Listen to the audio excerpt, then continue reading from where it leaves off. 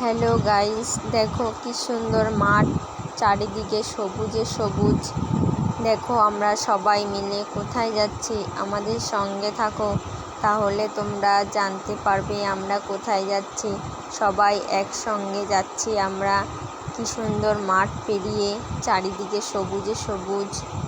এখানে দেখো কত বড় একটা বটগাছ, 200 বছরের পুরনো একটা শ্মশান।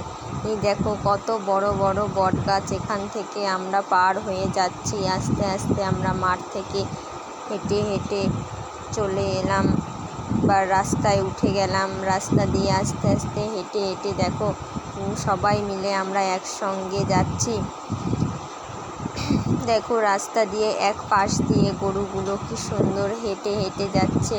তাদের মালিক সামনে আছে, ওরাও এক পাশ দিয়ে হেঁটে হেঁটে যাচ্ছে। দেখো আমরা কোথায় যাচ্ছি, ওই দেখো একটা মন্দির দেখা যাচ্ছে, ওখানে আমরা যাচ্ছি। মন্দিরটা নতুন তৈরি করেছে। আস্তে আস্তে এখন আমরা মন্দিরের ভিতরে প্রবেশ করব। আমাদের সঙ্গে থাকো, তাহলে তোমরাও জানতে পারবে এখানের ঘটনা। আস্তে আস্তে আমরা ভিতরে প্রবেশ করলাম। দেখো কত লোকজন, আরও অনেক লোকজন ছিল, কিন্তু আমরা সবার লাস্টে বিকালবেলায় এসেছি তো, তাই অনেক লোকজন চলে গেছে। ওই দেখো দেখা যাচ্ছে মন্দিরটা, নতুন করেছে মন্দিরটা। চলো এবার দেখা যাক। এখানে এই দেখো একটা গাছের ডাল দেখা যাচ্ছে। মা এখানে গাছের ডালে আকৃতি রূপ ধারণ করেছে। দেখো এবার ওই দেখো মন্দিরটা, এই উপলক্ষে এখানে মন্দিরটা তৈরি করা হয়েছে। এখানে যজ্ঞ করা হচ্ছিল। দেখো যজ্ঞ করা হয়ে গেছে, এখন শুধু এবার আমরা আস্তে আস্তে মন্দিরের ভিতরে প্রবেশ করছি। দেখো মন্দিরটা কত সুন্দর তৈরি করেছে। আস্তে আস্তে আমরা মায়ের কাছে চলে এলাম মায়ের দর্শন নিতে। মা যেন আমাদের আশীর্বাদ করে, সবাই যেন ভালো থাকে। সবাই এখন আমরা নমস্কার করছি। দেখো চারিদিকটা কি সুন্দর, মন্দিরটাও কত সুন্দর করেছে। দেখো কি সুন্দর ডিজাইন।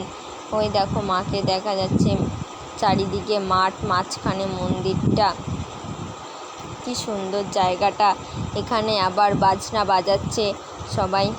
আরও অনেক লোকজন ছিল, সবাই চলে গেছে। আমরা সবার লাস্টে এসেছি তো, তাই এখন লোকজন অনেক কমে গেছে, তাও এখনও অনেক লোকজন আছে। চারিদিকটা দেখো কি সুন্দর লাগছে, মাঝখানে মন্দিরটা আর চারিদিকে মাঠ। এখানে লাস্ট পর্যন্ত এখন আমরা প্রসাদ খেতে চলে এলাম, কিন্তু দুঃখের বিষয় এসে দেখি প্রসাদ সব শেষ হয়ে গেছে। আমরা আর প্রসাদ পেলাম না।